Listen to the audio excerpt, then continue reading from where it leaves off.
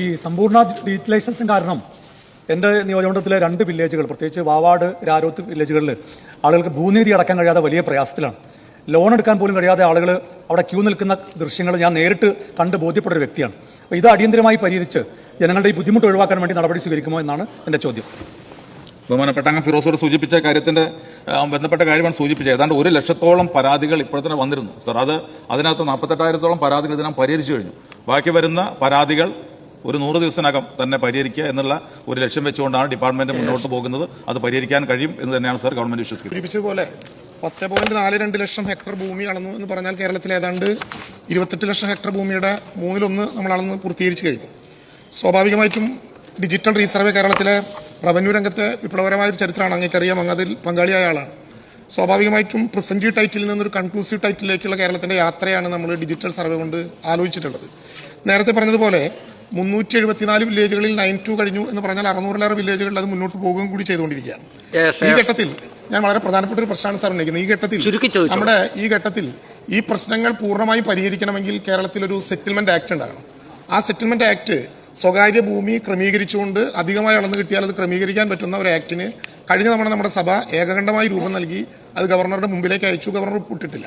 Conclusive ടൈറ്റിലേക്ക് Keralam പോകണമെങ്കിൽ നമ്മളിപ്പോൾ കണ്ട ഇന്റഗ്രേറ്റഡ് പോർട്ടലിനും ഡിജിറ്റൽ സർവേക്കും ഒപ്പം അധികമായി കാണുന്ന സ്വകാര്യ ഭൂമിയെ ക്രമവൽക്കരിക്കാനുള്ളൊരു നടപടിയിലേക്ക് നമ്മൾ പോകേണ്ടി വരും.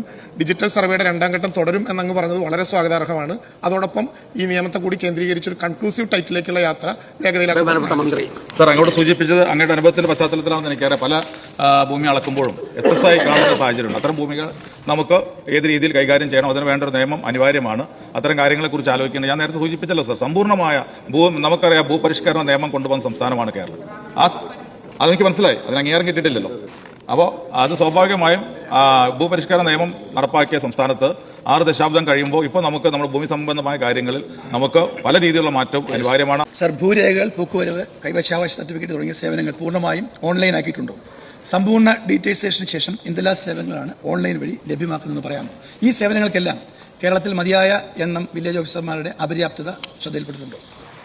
സാർ, ഞാൻ എൻ്റെ ഒന്നാമത്തെ ചോദ്യത്തിനകത്ത് വളരെ വ്യക്തമായി തന്നെ അനുബന്ധത്തിൽ അത് പറഞ്ഞിട്ടുണ്ട്. നമ്മൾ സമ്പൂർണ്ണ ഡിജിറ്റൈസേഷൻ നടത്തുന്നതിന് വേണ്ടി ഒട്ടനവധി കാര്യങ്ങൾ നമ്മൾ നടത്തുന്നുണ്ട്. റവന്യൂ ലാൻഡ് ഇൻഫർമേഷൻ സിസ്റ്റം, സംയോജിത റവന്യൂ ഇ പേയ്മെന്റ്, സംയോജിത ഓൺലൈൻ പോക്കുവരവ്, ഓൺലൈൻ തണ്ടപ്പേർ പകർപ്പ്, ലൊക്കേഷൻ മാപ്പ്, ഓൺലൈൻ ഭൂമി തരംമാറ്റം, ഓൺലൈൻ, അങ്ങനെ തുടങ്ങി ഒരുപാട് കാര്യങ്ങൾ ഇതിനകത്ത് തന്നെ ഡിജിറ്റൈസേഷൻ കഴിഞ്ഞു സാർ. ഇനി അതുകൊണ്ട് സമ്പൂർണ്ണമായിട്ടില്ല, പക്ഷേ നമ്മൾ ആ ഒരു രീതിയിലേക്കാണ്. ഏത് സംവിധാനവും എത്രയും പെട്ടെന്ന് നമുക്ക് ലഭ്യമാകുക എന്നുള്ളതാണ്.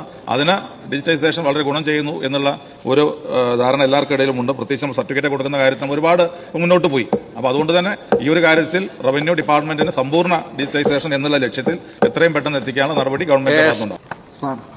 നിലവിലുള്ള ഭൂപതിവ് ചട്ടങ്ങളിൽ ഭേദഗതി വരുത്തുന്നതിനും പരിഷ്കരിക്കുന്നതിനും ആവശ്യമായ റവന്യൂ, രജിസ്ട്രേഷൻ, തദ്ദേശ സ്വയംഭരണം എന്നീ വകുപ്പുകളുടെ ഏകോപനം നടത്താൻ സാധിക്കുമോ? ബഹുമാനപ്പെട്ട മന്ത്രി.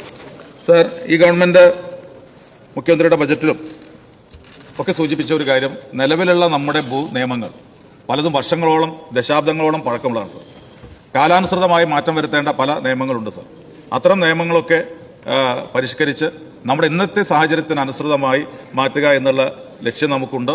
അതുമായി ബന്ധപ്പെട്ട ഒരു കമ്മീഷനെ വെക്കാൻ വേണ്ടി തീരുമാനിച്ചിട്ടുണ്ട്. നമുക്ക് ആ കമ്മീഷന്റെ വെച്ച് കഴിഞ്ഞാൽ റിപ്പോർട്ട് കിട്ടിക്കഴിഞ്ഞാൽ അത്തരം കാര്യങ്ങൾ ആലോചിക്കും. അതുമായി ബന്ധപ്പെട്ട് വിവിധ വകുപ്പുകളുടെ ഏകോപനം ഇവിടെ സൂചിപ്പിച്ച് നല്ല രീതിയിൽ ഇപ്പോൾ നടന്നു പോകുന്നുണ്ട്. ഡിജിറ്റൈസ് ചെയ്ത റവന്യൂ ഡാറ്റയുടെ സുരക്ഷയും സ്വകാര്യതയും ഉറപ്പാക്കാൻ എന്തെല്ലാം സൈബർ സുരക്ഷാ നടപടികളാണ് സ്വീകരിച്ചിട്ടുള്ളത്? അതുപോലെ ഡിജിറ്റൽ സർവേയുമായി ബന്ധപ്പെട്ട് ജോലി ചെയ്യുന്ന സർവേയർ, ഹെൽപ്പർ തുടങ്ങിയവരുടെ ശമ്പളം മുടങ്ങിയത് ശ്രദ്ധയിൽപ്പെട്ടിട്ടുണ്ടോ? ശമ്പളം നൽകുവാനുള്ള നടപടി ഉണ്ടാകുമോ? ബഹുമാനപ്പെട്ട മന്ത്രി.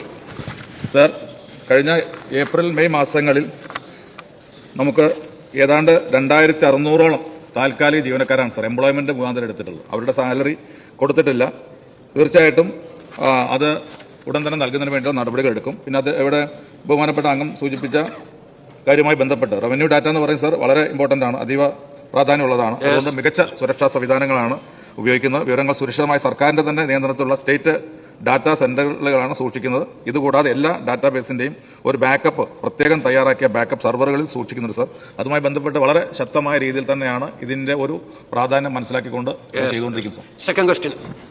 സർ, എൻ്റെ മണ്ഡലത്തിൽ തന്നെ 35 മുതൽ 40 വർഷം വരെയായി കൃഷി ചെയ്യാതെ കിടക്കുന്നതും നിലവിൽ റവന്യൂ രേഖകളിൽ നിലം എന്നായി രേഖപ്പെടുത്തിയിരിക്കുന്നതുമായ ഭൂമികൾ യഥാർത്ഥ ഭൂവിനിയോഗത്തിന് അനുസൃതമായി പരിശോധിച്ച് അർഹതയുള്ളവരെ തരം മാറ്റി പുരയിടമാക്കി നൽകാനായിട്ടുള്ള നടപടി സ്വീകരിക്കുമോ?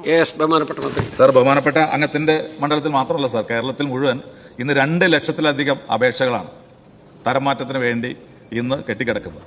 സാർ, അത് പരിഹരിക്കുക എന്നുള്ള ഏറ്റവും പ്രധാനപ്പെട്ട കാര്യമാണ്. ചിലത് നമുക്ക് ഒരു കാരണവശാലും കൊടുക്കാൻ പറ്റാത്ത അപേക്ഷകളും കാണും. പക്ഷേ വളരെ പെട്ടെന്ന് കൊടുക്കാവുന്ന അപേക്ഷകൾ 5 സെന്റ് 10 സെന്റ് അത് ലഭ്യമായാൽ ഒരു വീട് വെക്കുക എന്നുള്ള ആഗ്രഹം നിറവേറ്റാനുള്ള സാഹചര്യം, അങ്ങനെയുള്ള തരംമാറ്റ അപേക്ഷകൾ പോലും കെട്ടിക്കിടക്കുകയാണ് സാർ. അതുകൊണ്ട് ഈ ഗവൺമെന്റിന്റെ ഏറ്റവും പ്രധാനപ്പെട്ട കാര്യങ്ങൾ സാർ വളരെ പെട്ടെന്ന് തന്നെ, ഏറ്റവും ചുരുങ്ങിയത് അത്തരത്തിലുള്ള 25,000-ഓളം അപേക്ഷകൾ വളരെ പെട്ടെന്ന് തന്നെ പൂർത്തീകരിച്ച് നൽകാനുള്ള നടപടി സ്വീകരിക്കും. അതിനുവേണ്ടി ജില്ലാ തലങ്ങളിലുള്ള അദാലത്തുകൾ സംഘടിപ്പിക്കാൻ വേണ്ടി തീരുമാനിച്ചിട്ടുണ്ട്.